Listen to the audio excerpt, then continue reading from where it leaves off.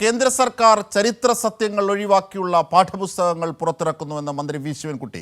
ഇതിനെതിരെ ശക്തമായ നിലപാട് കേരളം സ്വീകരിക്കും. ഒഴിവാക്കിയ പാഠഭാഗങ്ങൾ പഠിപ്പിക്കുന്നതിന് വേണ്ടിയുള്ള സംവിധാനം ഒരുക്കുമെന്നും കേന്ദ്ര വിദ്യാഭ്യാസ മന്ത്രിയെ അറിയിക്കുമെന്നും മന്ത്രി വി ശിവൻകുട്ടി പറഞ്ഞു.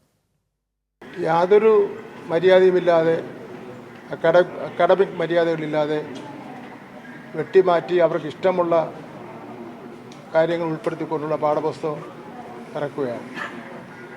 ഇവിടെ നിങ്ങൾ പറഞ്ഞതുപോലെ 7ാം ക്ലാസ്സിലെ മുസ്ലിം ഭരണാധികാരികളുടെ കാര്യം, അത്തരത്തിലുള്ള നിരവധി കാര്യങ്ങൾ വെട്ടിമാറ്റിക്കൊണ്ടാണ് പാഠപുസ്തകം പ്രസിദ്ധീകരിച്ചിരിക്കുന്നത്.